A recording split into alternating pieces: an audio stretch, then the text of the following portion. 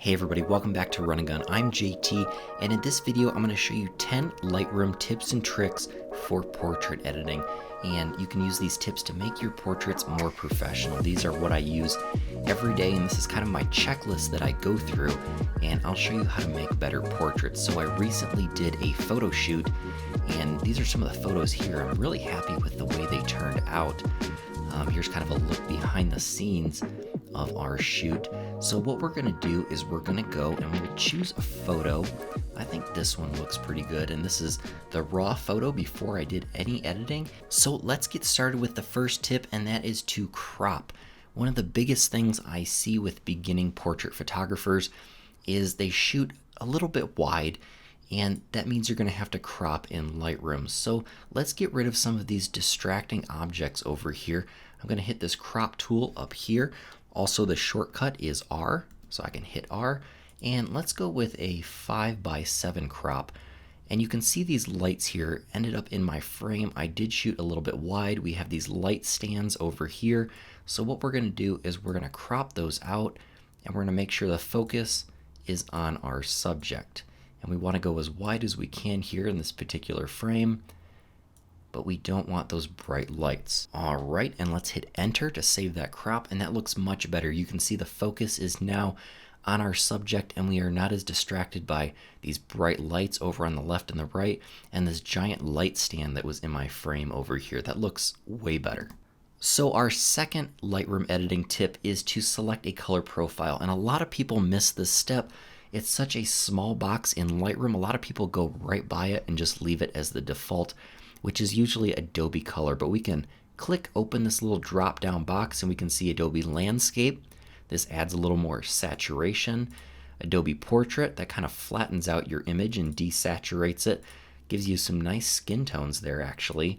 Adobe Standard, kind of a little bit flatter than Adobe Portrait. And then Adobe Vivid is nice. It adds some nice contrast and add some saturation. And you also have the option over here. You can see these 4 boxes. If we click those, we have a bunch of different built-in options that Lightroom gives us, and we can add some artistic profiles, but that is up to you. Just don't forget that step.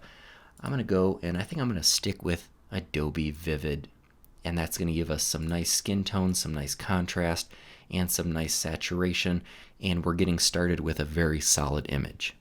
Our third portrait editing tip today is white balance. Now, I always recommend to shoot raw, and I recommend getting the best white balance you can and white balancing as accurately as you can in your scene in camera, but sometimes that's not always possible, especially when you have crazy colors like this bright yellow and this very saturated teal over here.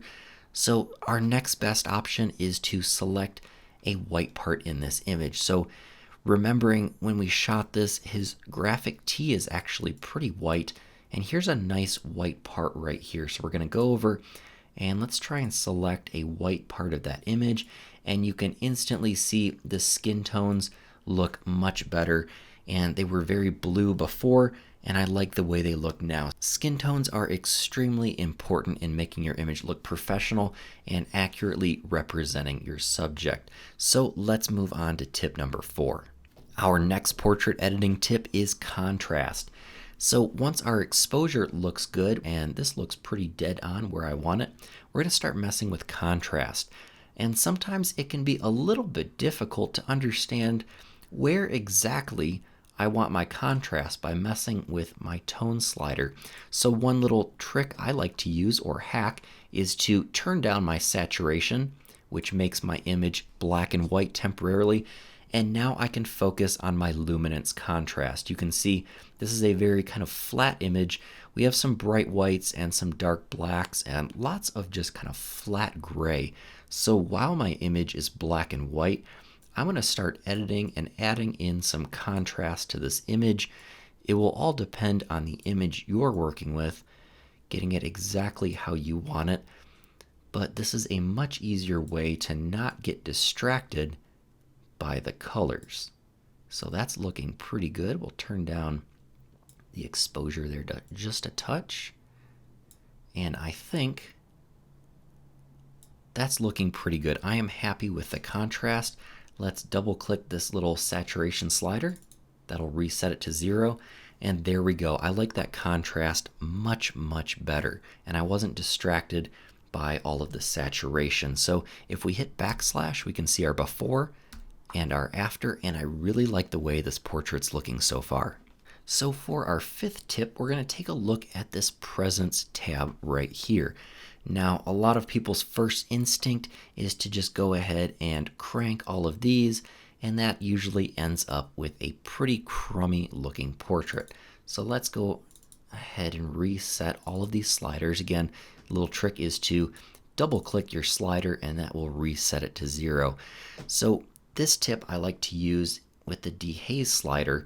I can turn that down just a little bit, and that adds a nice little glow to our skin tones. Again, a little bit goes a long way. We don't want to crank it either way. We can add a lot of contrast going this way, but I like using this as a little hack to add a little bit of contrast and smooth out our skin. Another thing we can do, let's zoom into 100% here, and this texture slider is very powerful. You can see it adds a lot of wrinkles, texture, freckles in the skin.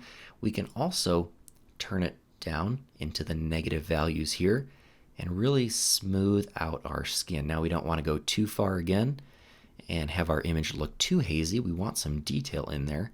If we just turn it down a touch, we can get some nice smooth looking skin without having to go into Photoshop and spend hours retouching this image. This works especially well on female skin that you'd like to look very soft and smooth. Just a quick global way of editing skin, again without spending a ton of time retouching in Photoshop. So let's move on to tip number 6. So after we've finished adjusting our presence, I'm going to go down to our detail tab and we're going to take a look at our sharpening and our detail in the image. We have this little target box right here. I'm going to click that and I'm going to drag it over the eyes because the most important part of a portrait is always going to be the eyes. That's going to tell whether your image is in focus or not. Your whole body could be in focus, and if your eyes are out of focus, technically your portrait is out of focus, because remember, the eyes are the window to the soul and they're usually the most telling part of a portrait, and that's really what holds all of the emotion. So we can see the glasses are nice and sharp, they're in focus, and I really want to add just a little bit more sharpening just to make sure those eyes are really sharp. Add a little bit of detail here, make sure they really pop, and that looks great. And another little tip, just like my contrast editing hack, if you hold Alt on the keyboard and you move your slider, it turns your image black and white so you can really focus on how sharp that image is. So I'm going to turn my sharpening about up to 60. You can see it's very sharp here in the eyebrows and our focus just kind of falls off, but I think that looks great. That really brings your attention to the center of the image and towards the subject's eyes, and again, that is the goal. So moving on to tip number 7 is to make sure you have accurate skin tones. And we did that already by starting with white balance, but sometimes you have some really funky colors. Like again, we have these bright blues, these deep oranges, and sometimes you're going to have some crazy colors that you can't fix with white balance. So this is when I will open up my HSL tab or my hue, saturation, and luminance sliders. And you can either use a targeted selection tool. You can see we can click and drag and change colors. Pretty cool, right? And we can do the same thing with saturation. Grab this targeted adjustment tool and desaturate or increase saturation. Pretty neat. We'll undo those. And I can do the same thing with luminance, increasing different hues in the image. So we'll reset that. And I can see that our skin tones are feeling a little bit cool. So this is where I might go in and maybe I'll click and I'll drag with the hue and I'll make some tiny little adjustments just to make sure my skin tones look the way I want them to, and make sure there's no crazy banding or any strange effects going on in here. Maybe if my skin was looking a little too saturated, I could click, drag down, that would desaturate my skin. Or maybe I want to add some colors and some tone to my skin and add a little bit of saturation. But again, we want to be careful here of this banding. We don't want banding or weird artifacts in our images. So again, we'll click, we'll drag down, and I think our skin tones look pretty good for the most part, but your hue, saturation, and luminance sliders are going to be your best friend when it comes to making those critical detail tweaks to tones in your images, especially your skin tones, to get a more professional looking portrait. So let's go ahead and close our HSL tab. Let's go down to Effects. And tip number 8 is to add a vignette. And I almost always add a vignette to my portraits. We can scroll down here and we can see this tab, Effects, Post-Crop Vignetting. And we can see our slider on the top. Now everything else is locked until I start moving this slider. So we're going to go ahead, we're going to move it to the left, and you can start to see some shadows creeping into the edge of this frame. Now this is the amount of the effect. That's a little bit too crazy. Let's go to about -20. This is the midpoint. How far towards the middle do we want that vignette to come? That looks about good. We have how round or square we want our vignette to be. I like a nice round vignette usually. And then we can have a very harsh vignette, usually doesn't look good, or a nice soft feathered vignette, and that looks great. So if we turn that off and we turn it back on, we can see we've added some nice heavy vignette to the top, the bottom, a little bit of the sides, but our eyes go right towards the center of the image, and that's why I love using vignettes. It just sucks you into the center of the image and into your subject. And you can see if we turn that off again and turn it on, it really brings your eye towards the center of the subject. Tip number 9 is distortion correction. When you're shooting portraits, you don't want pieces of the body to be distorted, especially the head. And this happens when you're shooting wide angle lenses. For example, you can see I shot a 35mm lens. I shot on a Sigma Art 35 1.4. And when you're shooting with wide angle lenses, as parts of your subject move towards the edge of the frame, they start getting skewed and distorted. So one thing you can do to correct that is to go down to Lens Corrections, hit Enable Profile Corrections. I'm going to select the lens that I used.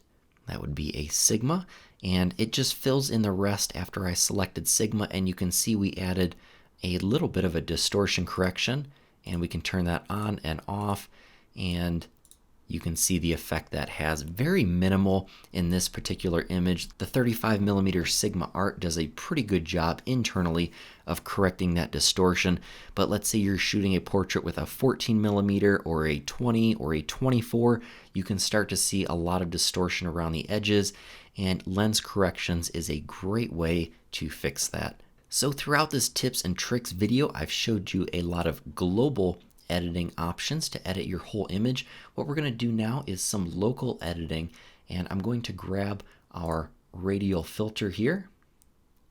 And portrait editing tip number 10 is to use the radial filter to make localized adjustments to your subject's face.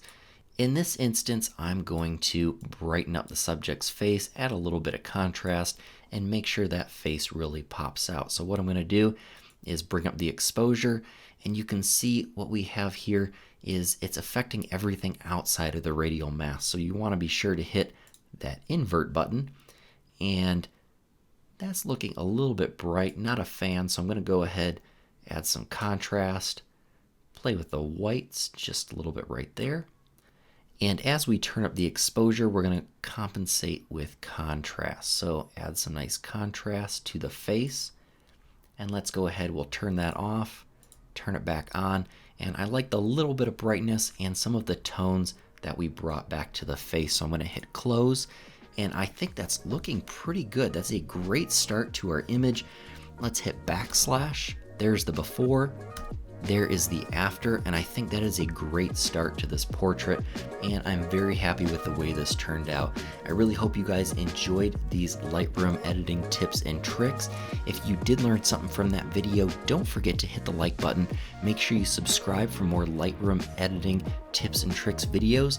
And that is all for this weekend. Until next time, get out and go shoot.